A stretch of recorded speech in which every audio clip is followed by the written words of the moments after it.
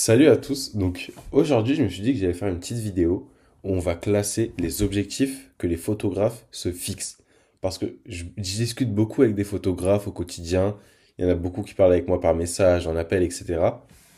Et je remarque des erreurs que font la plupart des photographes qui les empêchent en fait d'atteindre leurs objectifs. Et c'est vraiment en fait des erreurs qui sont basiques, qui sont faites par beaucoup de photographes. Donc je me suis dit, autant aller classer ça en tier list, comme on voit beaucoup chez les streamers.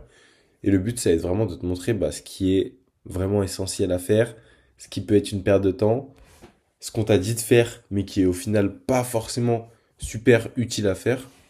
Et du coup, mon but, c'est vraiment un peu de trier tout ça. Donc, on va commencer par le tiers D, donc les trucs qui sont un peu des objectifs nuls. Donc, premièrement, vraiment, un objectif qu'on va classer dans les nuls, entre guillemets, ça va être vraiment d'aller chercher les likes ou les abonnés sur les réseaux sociaux. Il y a énormément de photographes qui prennent les statistiques de leurs posts comme vraiment un tracker euh, auquel il va devoir falloir se fier en fait pour justement aller améliorer son business de photographie, aller chercher des clients et améliorer en fait sa carrière de photographe.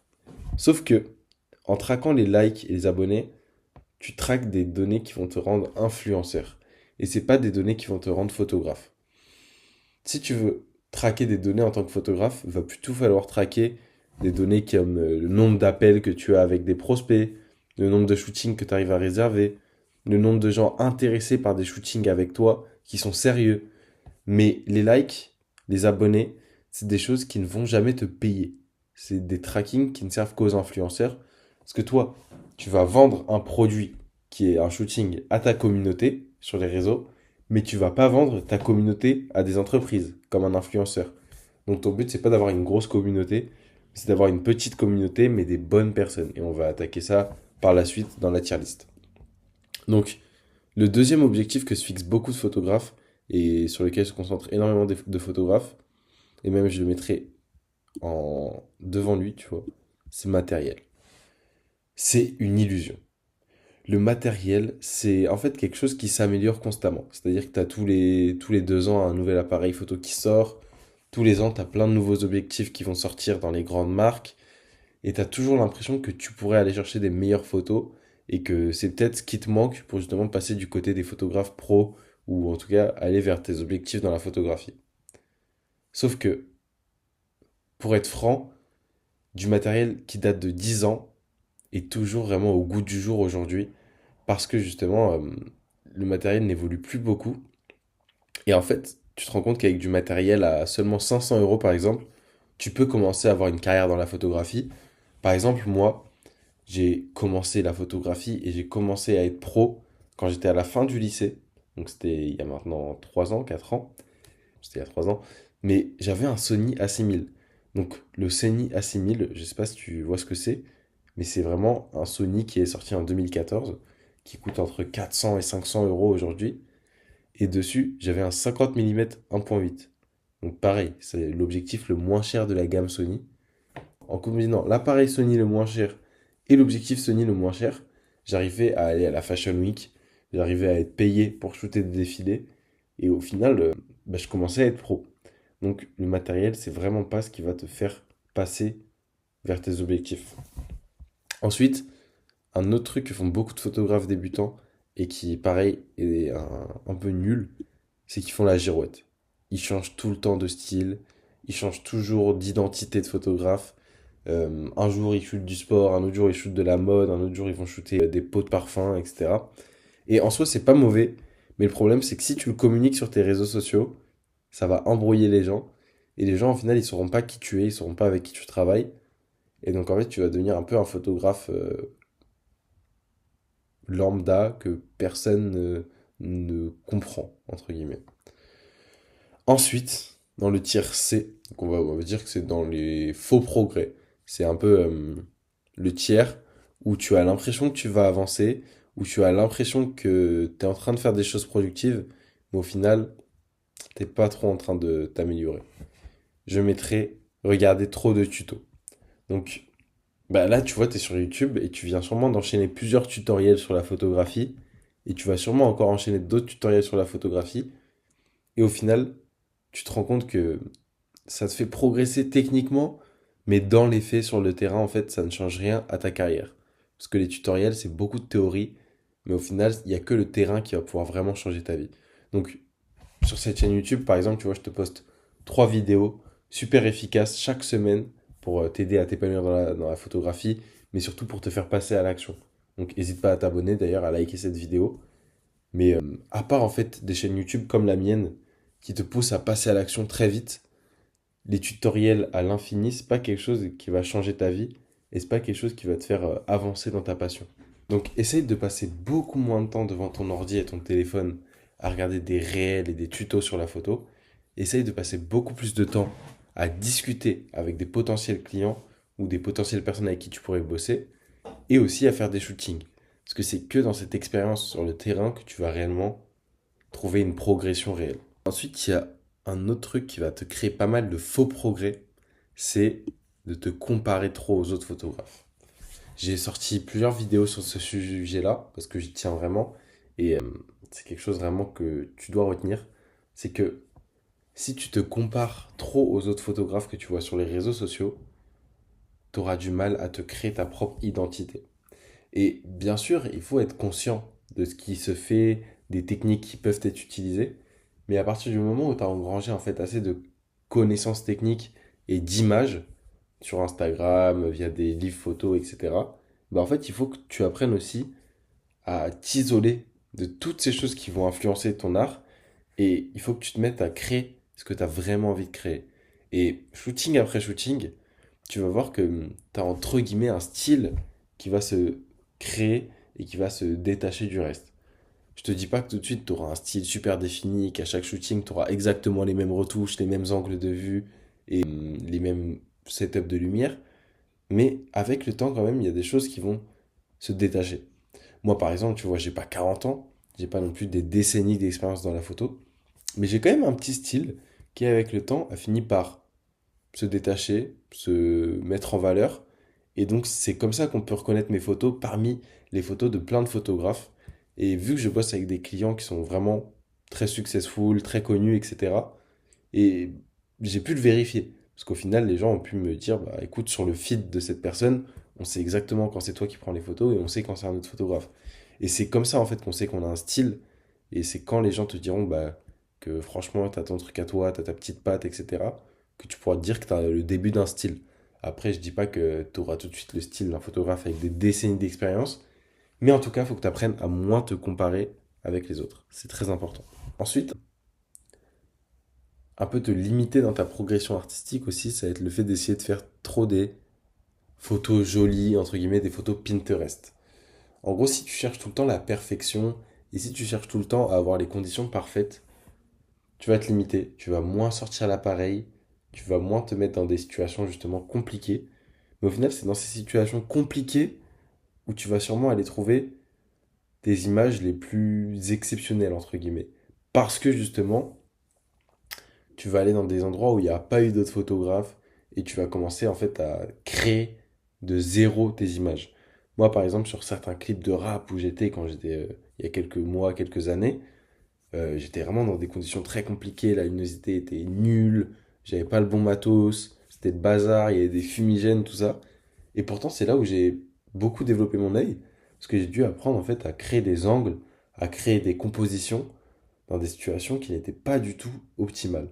Donc au lieu d'aller tout le temps chercher la photo Pinterest, n'hésite pas à te mettre dans des situations de photos de rue, dans des situations de photos basse luminosité, bref, dans plein de situations où tu ne seras pas forcément confortable, mais en tout cas c'est là où tu vas aussi apprendre à composer des images et où tu vas apprendre à créer des images à partir de pas grand-chose.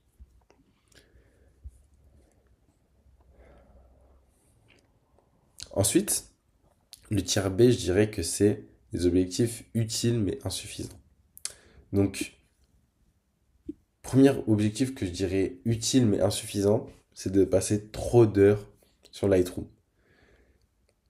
En gros, ce que je pense sur Lightroom, c'est que c'est essentiel. Tu peux pas faire sans retouches aujourd'hui en tant que photographe. Mais je trouve aussi qu'il y a des photographes qui passent trop de temps sur les retouches. Et au final, ça les rend moins efficaces. Et par exemple, si tu te mets à livrer tes prestations photo en un mois et demi, même 3 semaines. Ça va être souvent trop, en fait. Et il y a souvent plus à aller chercher dans de la satisfaction client en ayant passé, par exemple, qu'une semaine à faire les retouches, plutôt que en essayant d'aller chercher une perfection, mais du coup en baissant la satisfaction client parce que tu auras passé trop de temps sur les retouches. Donc parfois, il faut que tu essayes de te détacher de ce perfectionnisme de l'artiste et que tu te mettes à aller un peu plus vite, à avoir un workflow plus efficace pour au final avoir des clients plus contents parce que tu auras livré les photos plus vite. Donc Lightroom, ultra essentiel, mais essaye d'y passer peut-être un peu moins de temps que ce que tu passes aujourd'hui parce que ça fait baisser la satisfaction de tes clients qui ne comprennent pas pourquoi tu mets autant de temps à livrer des photos pour des détails qui sont souvent en plus pas visibles. Ensuite, un deuxième objectif qui est super important, mais pareil, qui peut te coincer, c'est d'être trop régulier sur Instagram. Alors, en 2018, on te disait oui, il faut poster tes photos tous les jours, c'est super important, mais aujourd'hui, c'est plus forcément le cas. Ce qu'il va falloir poster en régularité, c'est surtout les stories et les réels. Mais pour être franc, t'es plus obligé de poster tous les jours. Tu dois être omniprésent en story, ça c'est important. Mais en termes de post, tu peux te contenter de beaucoup moins. Et surtout au niveau de ton feed, en fait, il vaut mieux que tu postes uniquement la crème de la crème parce que ton feed va te servir de portfolio. Et donc tu peux pas te permettre d'avoir des images moyennes sur ton feed. Tu dois avoir vraiment que les images que tu préfères parmi toute la panoplie des images que tu as pu créer lors des derniers mois. Ensuite, un objectif aussi utile mais souvent insuffisant et où vous mettez souvent trop de temps, c'est le fait de créer un portfolio sur un site internet. Je vois beaucoup de photographes qui ont le projet de créer un site internet pendant des mois, des semaines et qui le sortent un jour et au final ils se rendent compte que ça a littéralement rien changé à leur carrière à part que maintenant ils ont un joli site. Sauf que si t'as pas encore toutes les fondations d'un business et un flux de personnes qui sont intéressées par toi, en fait, avoir un site, ça va revenir à avoir un site vide où il n'y a pas de trafic, où il n'y a pas de conversion. Donc, je te recommande de d'abord développer tes compétences en business qui vont te permettre de convertir des clients. Et ensuite, une fois que tu auras ces compétences-là, tu pourras prendre le temps de créer un site internet qui va pouvoir être optimisé parce que tu vas mettre tes connaissances en business dans ce site internet. Donc tu vas mettre beaucoup moins d'images que ce que tu aurais mis de base, tu vas convertir vers des appels directement depuis ton site, tu vas présenter tes offres, tu vas présenter un peu tout ce que tu fais en utilisant les bons termes. Donc si tu es encore débutant et si tu n'as pas encore vraiment de niche ou de positionnement dans le marché, perds pas forcément de temps à créer un site, mais prends plus de temps sur Instagram à aller discuter avec les gens et à aller justement affiner toute la partie business. Ensuite, on va passer au tier A. Donc là, je dirais que c'est les objectifs stratégiques qui sont vraiment utiles et qui vont vraiment t'aider à aller plus loin dans la photo. Donc le premier que j'irais choisir, c'est celui d'avoir une expérience client au top. Donc comme je te le disais plus tôt avec Lightroom, faut que tu favorises au maximum le fait d'avoir des clients heureux. Parce que il y a une étude qui a montré que un client heureux peut t'en faire gagner trois nouveaux sans que tu fasses le moindre effort. Donc, tu as juste eu un client heureux et en fait, le fait qu'il en parle, etc., ça va te ramener trois nouveaux clients. Par contre, si tu as un client qui est malheureux, qui est mécontent de la prestation, il peut t'en faire perdre 14. Donc, ça veut dire que il va plus parler de ta prestation que le client qui a été heureux. Et vu qu'il va en parler en mal et qu'il va vraiment te rabaisser, et ben ça va te faire perdre 14 clients de fil en aiguille. Au bout de quelques mois, en gros, tu auras eu 14 clients en moins que ce que tu aurais pu avoir si tu n'avais pas eu ce client mécontent. Donc c'est pour ça qu'il faut que tu soignes au maximum l'expérience dans tes shootings pour que tes clients comprennent que ton taf a de la valeur et qu'ils en ont pour leur argent. Et que, bah oui, voilà, tu es vraiment un photographe qui ne les a pas arnaqués et qui les a rendus heureux. Et ça va te faire gagner des clients. Donc vraiment, il faut que tu favorises au maximum une expérience client au top du top, de la première prise de contact, du premier message, jusqu'à la livraison des photos sur une galerie en ligne, Pixie7 par exemple. Ensuite, un deuxième truc qui va pouvoir beaucoup t'aider, c'est de créer des offres claires. Donc, une fois que tu sais avec qui tu bosses, que tu sais ce qui peut être valorisé, si tu crées plusieurs offres claires, que tu les structures bien, ça va pouvoir te permettre en fait d'avoir quelque chose à présenter en appel et d'avoir vraiment quelque chose de visuel à présenter. Et ça peut beaucoup t'aider à ancrer la valeur de tes offres pendant que tu es en train de discuter avec tes prospects. Donc, si tu en es encore aux étapes précédentes, ne crée pas encore d'offres. Mais si tu as déjà commencé à avoir quelques shootings rémunérés et que tu commences à comprendre un peu ce qui est valorisé, crée des offres qui vont être valorisées et market-les bien, donne-leur des bons noms et essaye de bien les set-up entre guillemets pour qu'il y ait vraiment les bonnes choses dans chaque offre et pour que la structure de tarif soit vraiment avantageuse. Ensuite, un autre truc qui va être super important, ça va être de travailler ton avatar client. Ça va même être un peu avant de créer des offres. Donc, si tu sais déjà dans quel domaine tu as envie de bosser, il va falloir que tu étudies qui est ton client idéal. Pourquoi tu vas étudier qui est ton client idéal? Parce que ça va te permettre de utiliser les bons leviers psychologiques dans la vente et de créer les bonnes offres. Je m'explique. Si par exemple tu bosses comme photographe de sport, par exemple, dans les salles de sport, tu pourras avoir deux types de clients idéaux, voire trois. Tu pourrais avoir, par exemple avoir les chaînes de salles de sport. Donc là, une chaîne de salle de sport, ce que tu vas devoir faire dans le shooting avec elle, c'est mettre en avant la qualité de la salle, la qualité du matériel, le bon vivre au sein de la salle de sport. Alors que pour un shooting qui techniquement est à peu près le même, si ton avatar client c'était le coach qui est dans cette salle de sport, là tu devrais mettre en valeur la performance, le physique du coach, la pédagogie du coach. Donc tu vois, c'est le même shooting dans le même lieu, mais en fonction de ton avatar client, tu vas pas du tout mettre en avant les mêmes choses. Et donc ça va complètement changer aussi ta communication, parce que tu n'utiliseras pas le même vocabulaire, tu ne mettras pas en avant les mêmes bénéfices, et ça n'a plus rien à voir, tu vois. Ensuite, un autre truc qui va être vraiment un objectif stratégique, ça va être de te créer un feed qui va être uniforme. Tu vois, là, c'est mon feed. Et tu vois, on n'est pas comme sur les feeds de 2018 où il y a vraiment que des retouches en bleu ou des retouches en violet ou je sais pas quoi. Mais par contre, on voit que j'ai souvent les mêmes types de prise de vue, que j'ai à peu près la même colorimétrie, la même manière de voir mes photos. Et ça me permet en fait d'avoir un style reconnaissable et d'avoir du coup un feed qui est vraiment super esthétique avec que des photos que je considère personnellement comme des 10 sur 10 parmi toute la panoplie des photos que j'ai pu prendre. Et ça, en fait, il n'y a pas mieux. Ça va être un peu le CV de ma photographie, tu vois. Il faut que tu clean le feed que tu as aujourd'hui pour que tu puisses commencer à vendre des prestations et pour que les gens comprennent à quel point tu es un bon photographe pour eux. Donc, créer un feed, c'est vraiment un excellent objectif. Et optimiser ton feed aussi. Ensuite, là, on va attaquer vraiment le tier S. Donc, c'est vraiment ce qui va tout changer. C'est vraiment les objectifs pro, les objectifs qui vont te rendre pro. Si tu les appliques là dès aujourd'hui, je suis prêt à te garantir que dans moins d'un mois, tu auras commencé à avoir des vraies prestations rémunérées. Donc, le premier objectif que je te dirais, ça serait de créer une vraie niche rentable. Donc, si tu as déjà réussi à trouver une niche, trouver un avatar client, c'est bien. Tu vois, tu as vraiment compris les bases du business. Mais une niche rentable, c'est quoi? C'est une niche dans une niche qui va te permettre d'aller gagner plus ou d'aller faire des shootings qui te plaisent plus. Par exemple, dans les mariages, tu pourrais très bien shooter des jeunes mariés qui sont peut-être en toute fin d'études, qui ont bossé peut-être 1 an, 2 ans en CDI, tu vois. Ou tu pourrais aller shooter des PDG, multimillionnaires, chefs d'entreprise qui font des mariages à plus de 7 chiffres ou 6 chiffres, tu vois.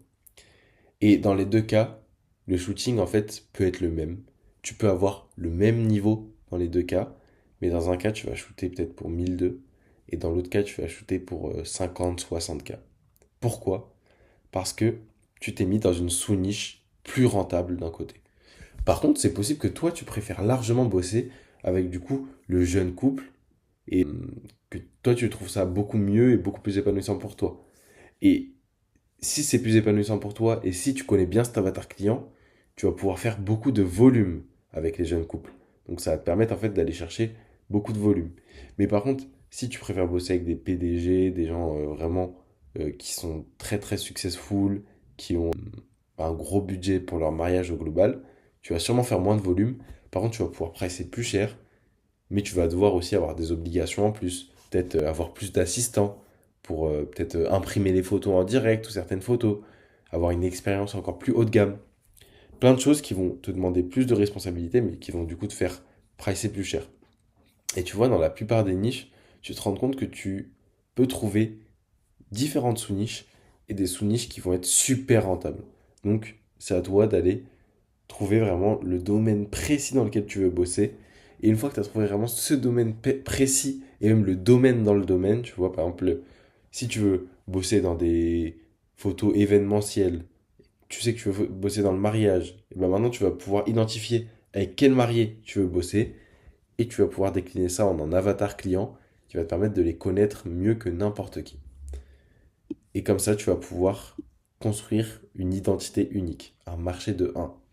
Donc, une fois que tu as trouvé cette niche rentable, que tu l'as identifiée et que tu as décliné ça en un avatar client, bah toi, il faut que ton identité sur les réseaux sociaux soit 100% cohérente avec ça. Comme ça, tu seras un photographe incomparable et les gens ne discuteront plus jamais de tes tarifs, de n'importe quoi, parce que justement, tu seras incomparable, tu seras le seul à être ce photographe qui bosse avec ce type de personnes dans ce type de conditions, tu vois. Donc, super important de construire ton identité unique. Ensuite, tu vas me dire, mais c'est super, là tu m'as montré les bonnes actions à mettre en place pour créer une vraie identité, mais comment je vais pouvoir convertir et vendre? Donc, une action qui va être tier S, vraiment ultra importante, ça va être de te mettre à prospecter. Donc là, j'ai mis un icône de mail, mais en vrai, tu peux prospecter sur Instagram, tu peux prospecter au téléphone, tu peux prospecter en physique. En tout cas, la prospection, c'est ton devoir. Tu es obligé d'en faire parce que les gens, ils sont dans leur quotidien et vont pas forcément penser à prendre un photographe. Alors qu'ils en ont sûrement besoin. Donc c'est à toi, en fait, d'aller toquer à leur porte, d'aller leur montrer, leur faire ressortir le besoin d'avoir un photographe. Et ensuite, tu vas pouvoir, du coup, bosser avec eux. Et comment tu vas pouvoir faire ressortir ce besoin? Bah, en connaissant bien ton avatar client. Parce que si tu connais bien ton avatar client, tu connais ses besoins, tu connais les mots et le vocabulaire qui vont lui parler. Donc, naturellement, il va comprendre que tu es la bonne personne pour bosser avec lui. Et pour convertir ces shootings, il va falloir passer par des appels de vente.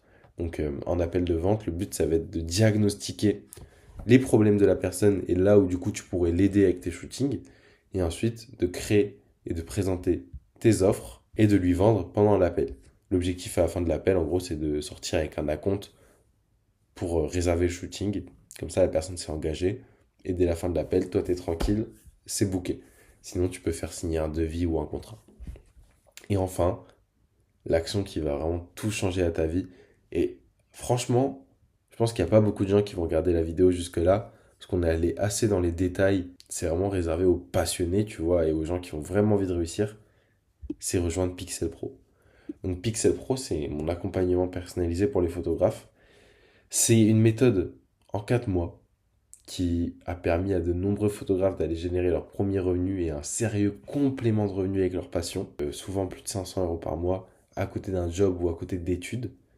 Et tout ça sans payer dans des pubs, sans aller t'humilier sur les réseaux sociaux. Le but, c'est qu'on met juste vraiment en place une stratégie très claire et très optimisée pour que tu ailles chercher tes premiers clients avec la photographie. Donc, si jamais tu es intéressé, si la méthode t'intéresse, il y a une vidéo 100% gratuite dans la description où je t'explique justement point par point la méthode qui va te permettre à toi aussi d'aller chercher des revenus avec la photographie. C'est 100% gratuit, ok, on va pas te spammer avec ton mail ou quoi que ce soit après. Donc, clique sur le premier lien dans la description et pour être honnête, t'as rien à perdre, tu vois, c'est gratuit et tu ne pourras que te remercier de l'avoir fait vu à quel point ça va changer ta vie.